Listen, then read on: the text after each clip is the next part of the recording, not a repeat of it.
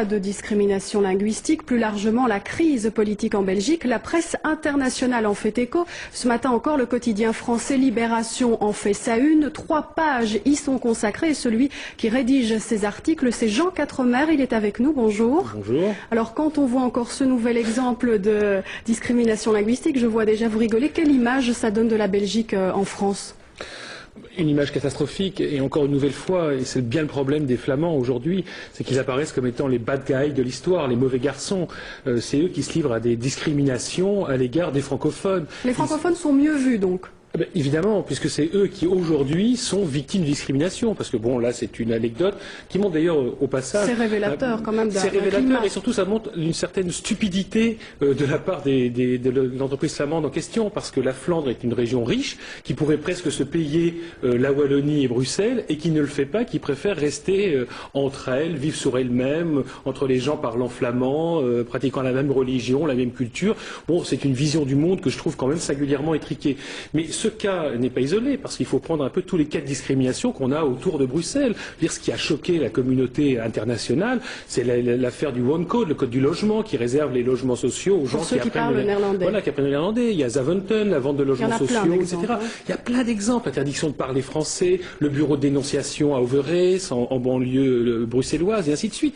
Donc l'image qu'on a quand même, c'est celle d'une guérilla ethnique, linguistique, ethnico-linguistique, que mènent les Flamands terrorisés, par quoi on se demande d'ailleurs, par la tache d'huile francophone, disent-ils, mais aux dernières nouvelles, aujourd'hui, ils sont majoritaires dans ce pays, c'est eux qui dominent politiquement, économiquement et linguistiquement ce pays, et ils devraient plutôt protéger leur minorité que chercher à, je dirais, la discriminer. On reviendra, on a finalement un peu l'impression, Jean Quatremer, que maintenant il y a une espèce de surenchère, de provocation d'un côté comme de l'autre.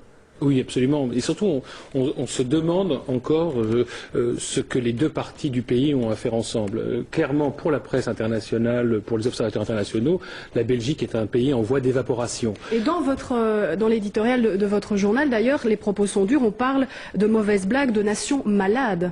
Oui, absolument. Parce que c'est pas une nation, c'est bien le problème. C'est un État dans lequel il y a 2 nations et une nation, je dirais, est née au nord et veut se transformer en État. Le problème aujourd'hui, je pense que le problème fondamental, c'est que les francophones croient qu'il y a quelque chose à négocier. Il y a une grande illusion chez les francophones. On va négocier une réforme de l'État. Il n'y a strictement rien à négocier. Les règles sont déjà établies par les Flamands. Les Flamands veulent cette réforme de l'État. Donc aujourd'hui, je pense que les francophones n'ont qu'une chose à faire, c'est signer en bas de la feuille que leur présentent les Flamands. Rien n'est négociable. Donc la seule chose que peuvent faire aujourd'hui les francophones, quand on observe cela d'extérieur, c'est d'accélérer le calendrier.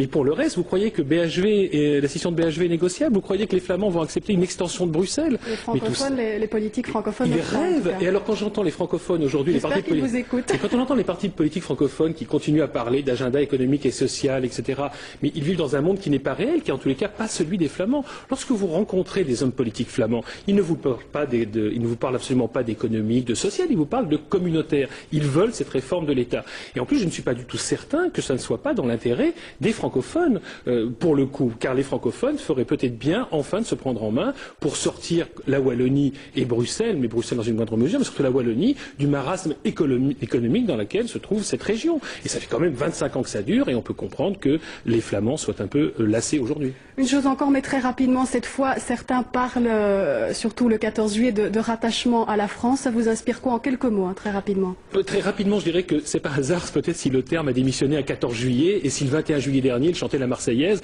il y a peut-être quelque chose de freudien là-dedans, non? Voilà, à suivre. Merci beaucoup en tout cas Jean Quatremer d'être venu dans ce journal. Et puis il y a aussi les milieux économiques qui redoutent les conséquences de cette crise.